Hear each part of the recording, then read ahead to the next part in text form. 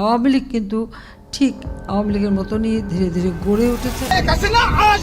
এমন কোন শক্তি এখনো তৈরি হয়নি বাংলাদেশে যে আওয়ামী লীগ সরকারকে তারা উৎখাত করতে পারে।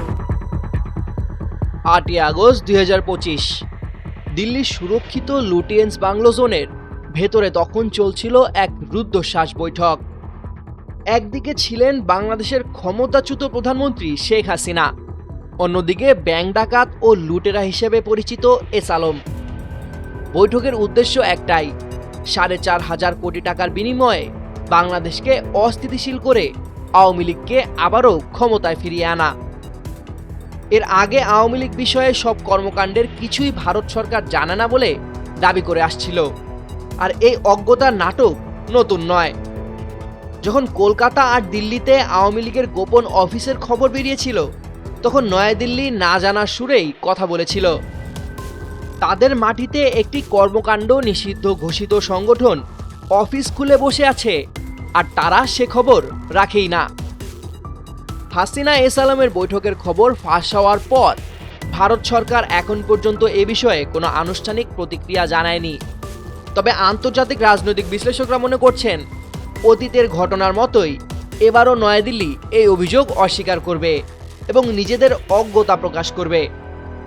যে শেখ হাসিনা ভারতের সর্বোচ্চ নিরাপত্তা বেষ্টনীর মধ্যে বসবাস করছেন, যার প্রতিটি নিঃশ্বাসের খবরও হয়তো তাদের কাছে থাকে, তারই সাথে একজন আন্তর্জাতিক অর্থ পাচারকারী ঘন্টার পর ঘন্টা বৈঠক করে গেলেন, আর ভারত সরকার কিছুই জানল না। গুঞ্জন রয়েছে এই গোপন বৈঠকে ভারতের দুজন উচ্চপদস্থ কর্মকর্তাও উপস্থিত ছিলেন। এই ঘটনাকে বিচ্ছিন্নভাবে দেখার সুযোগ কম। রাজনৈতিক বিশ্লেষকদের মতে এটি জুলাই বিপ্লবের পর থেকে বাংলাদেশের প্রতি ভারতের ধারাবাহিক নীতিরই প্রতিফলন।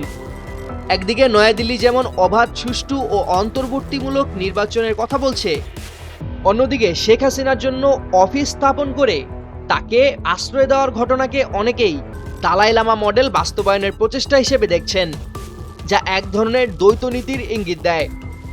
এই নীতির কারণে এস আলমের মতো ব্যবসায়ীরা দেশ থেকে পাচার করা অর্থ বাংলাদেশের বিরুদ্ধেই ব্যবহার করার সুযোগ পাচ্ছেন বলে অভিযোগ উঠেছে। প্রাপ্ত তথ্য মতে এই অর্থ দিয়ে আওয়ামী লীগের গবেষণা প্রতিষ্ঠান CRI-কে সক্রিয় করার পরিকল্পনা রয়েছে, যার মাধ্যমে দেশে নাশকতা ও অস্থিতিশীলতা তৈরির আশঙ্কা করা হচ্ছে। ভারতীয় গণমাধ্যমেই যখন খবর প্রকাশ করে শেখ হাসিনা দিল্লিতে একজন প্রধানমন্ত্রীর মতোই আছেন এবং বাংলাদেশ নিয়ে ভারত সরকারের একটি নীলনকশা আছে, তখন ভারতের পররাষ্ট্র মন্ত্রণালয়ের অজ্ঞতার দাবিটি রাজনৈতিক অঙ্গনে আরও প্রশ্নের জন্ম দেয়। দিন শেষে এই ঘটনাগুলো ভারতের বাংলাদেশ নীতি নিয়ে এক গুরুতর প্রশ্ন তৈরি করেছে।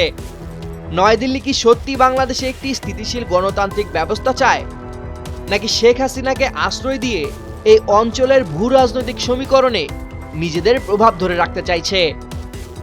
ভারতের ঘোষিত অবস্থান এবং বাস্তব কর্মকাণ্ডের এই বৈপরীত্য দুই দেশের সম্পর্কে এক জটিলতার সৃষ্টি করেছে। তাদের এই অজ্ঞতার পেছনে এক পরিকল্পিত কৌশল রয়েছে বলে মনে করছেন বিশ্লেষকরা, যা বাংলাদেশের ভবিষ্যৎ রাজনীতির জন্য এক অশনি সংকেত হতে পারে। সামিউল জয়, 21 টেলিভিশন।